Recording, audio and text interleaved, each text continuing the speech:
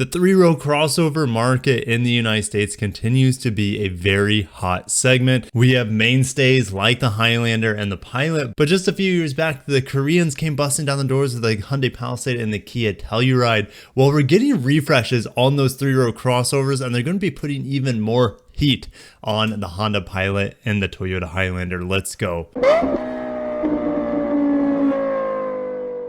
If you're excited for the new Telluride and Palisade, make sure to smash the like button. If you're new to the channel, my name's Kirk. I talk about Japanese and Korean cars. If you like that, subscribe, and let's get into it. We're over at the Hyundai newsroom. Hyundai teases 23 Palisade world debut, and that will be coming at the New York International Auto Show. I will be live streaming that. I won't be at the show. I'll be just chilling with you guys from the comfort of my own home, and we're going to break down these images, but also we have Kia teasing theirs and showing theirs and unveiling the refresh on their Telluride the exact same day, just a few minutes after the Palisade. So mark your calendars. I'll start streaming around 9:30 a.m. April 13th, which I think is this coming Wednesday, and we'll talk about the all-new refreshed, well, it's not all new. We'll talk about the refreshed Palisade and Telluride together. It's going to be a lot of fun. The Palisade press release just talks about the design differences. We'll go over them. We'll break down the images. Don't worry. Kia also mentions a few things here. They're expanding their trim levels, including an exciting X Pro variant. X Pro really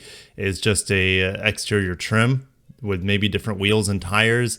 Not that different than the Passport Trail Sport that we've seen from Honda, but Honda wants to take it to the next level with different suspensions and things going forward. All right, let's compare the before and after, and thank God they're changing the Palisade's front end. I always thought the Palisade looked like the ugly duckling compared to the Kia counterpart, and it looks like that could be changing massively. Now, speaking of massive, it looks like the grille is going to be bigger, but they're taking these rounded off front end design cues around the grille, and they're definitely giving it more hard angles, and it's flows. This looks a lot more like the cascading grille and daytime running lights that we saw on the just reviewed Tucson Hybrid Limited that I just did on the channel. We have a darkened front grille, so this is probably telling me if it's darkened, if it's like the Tucson I just reviewed, if it's darkened chrome, it's probably the limited grille, the top of the line. And the daytime running lights are much more straightforward, just kind of a straight line down. They still have this piece in the middle cut out of the front bumper, but no longer the swooping around the sides in comparison. And much more of a Tron picker-upper device light here. You guys, maybe you know what I'm talking about. I've already showed images of it. But the nighttime, where's the nighttime lights? They must be inside the daytime running light now, or could it be up here? I mean, I don't think this could just be a part of the grille at this point. Interestingly, they have a wide license plate here. So in America, our license plates are much more narrow and fatter when it comes to verticality. So we're probably seeing a Korean front end of it. It's hard to say. I don't remember what Korean front license plates look like, but they could be very similar to the European. To be honest, I wouldn't be surprised for cost purposes. They keep the hood design the exact same as it was, and the side fenders as well. Comparing the front side image here, the daytime running lights from the side are definitely more noticeable. They stand out a lot more. Not a whole lot to see here. I did brighten up the image a bit, and we do have new wheels. It looks like some machine finished wheels here, maybe a little bit turbine-y in comparison.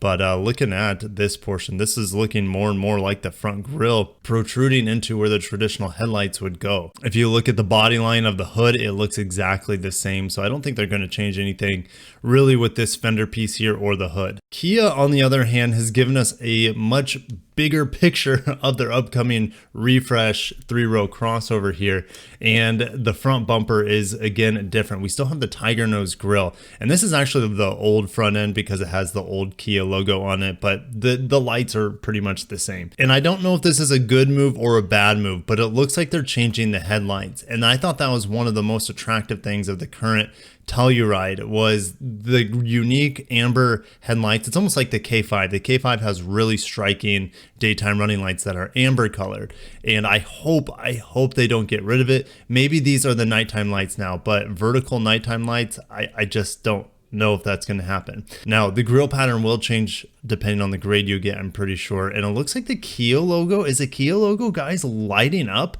if that's the case, that's really, really cool. They don't really need to change the tiger nose grille. I think that's one of their best selling points of their designs.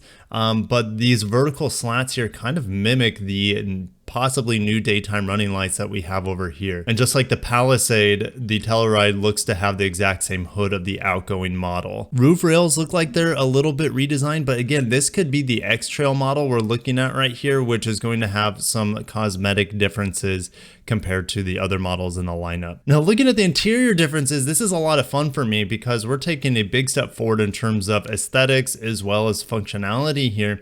Let's start with the screens. That's the biggest difference here. We're getting the side-by-side screens, probably two 12 inches right next to each other, similar to what I just drove in the Ioniq 5. I know it's a Kia, but they're pretty much the same company, same technology, same interfaces, etc. Going to the vents next, it looks like we're getting a slimmed down variant of what we have because the screen is going to be bigger and better integrated into the dash. We do have some details on the steering wheel, but it looks to be pretty much identical to what we have down here. Again, since this is looking like a concept or a prototype here, it's hard to say. The switches in the middle look to be the exact same. So, you know, this is for the heating and ventilated seats. That looks to be the exact same. And we still have the dual climate control knob. So it's looking that a lot of this is going to be very similar. The biggest thing from what I'm seeing is maybe the grille redesign, as well as obviously the big screens being different.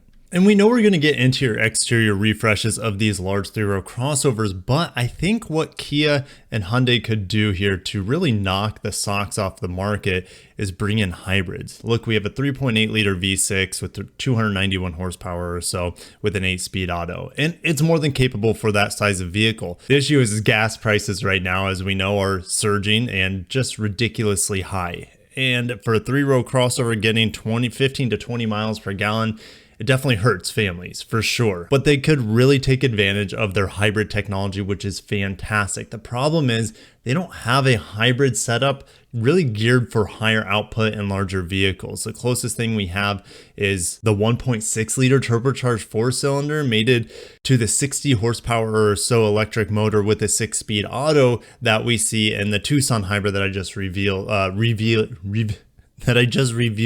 words. But if they were to put the 2-liter turbo that we see in the end products, or the 2.5-liter turbo that we see in Genesis, and let's say the Hyundai Santa Fe Calligraphy that I reviewed as well, make that to a hybrid system, we could be talking 25 to 30 miles per gallon easy on this sort of vehicle. And I think that would help them, but it would increase the cost of the vehicle as well. So it's really hard to say how they would do it. I don't think they're going to do it, but it would be nice to have that on this new refresh. Okay, let's have some fun here comparing the sales of these guys versus the traditional, or what have already been placed on the market for over a decade now for both Honda and Toyota with the Pilot. And could I say 2 decades? Has it been almost 2 decades for both of those vehicles? Well, the Koreans come about 15 years later with really compelling products. And we look at 2018, 2019 is actually when they first started selling them. At 2020, full year on sale, but it was a pandemic. In 2021, they started eating into the share, you could say, of the three-row crossover market. But guys, that market's so hot and doing so well that it hasn't hurt Honda's sales, you could say, or hasn't hurt the Highlander sales. They're still producing huge numbers of the three-row crossovers. But if you compare, if you combine Kia and Hyundai here with their three-row crossovers, we're at about 170,000 units, which is past the Honda Pilot when you combine the Korean onslaught, and then it's encroaching on the Highlander. And this graph only allows me to put 4 competitors in there. I can put the Pathfinder or the domestic brands in there either. I know for sure Toyota's capped in terms of production, and we don't know what the full capacity of these Korean counterparts are. They definitely have a really high demand, and if they're able to sell out what they have right now at 170,000 units or so, if they don't have any restrictions in production or supply chain issues, they could be overpassing the Honda Pilot. Each of them could be overpassing the Honda Pilot before we know it. But the thing is, when is the next Honda Pilot redesign coming out? Vehicle's been out, I think, since 2016 right off the top of my head, so it's more than due for a redesign. We haven't heard anything from Honda. They've been busy teasing the HR-V, which we know is coming this year. But I'll check you guys back on Wednesday the 13th when I'll be live streaming the reveal of the Korean three-row crossover brothers. And the day before that will be the ending of the embargo of the BZ4X Toyota EV. So definitely stay tuned. Had a lot of fun driving that vehicle. I don't know if that's driving impressions. Hopefully that's not outside of embargo, but yeah, I'll share my impression. Maybe I didn't have fun. Maybe that just canceled what I said.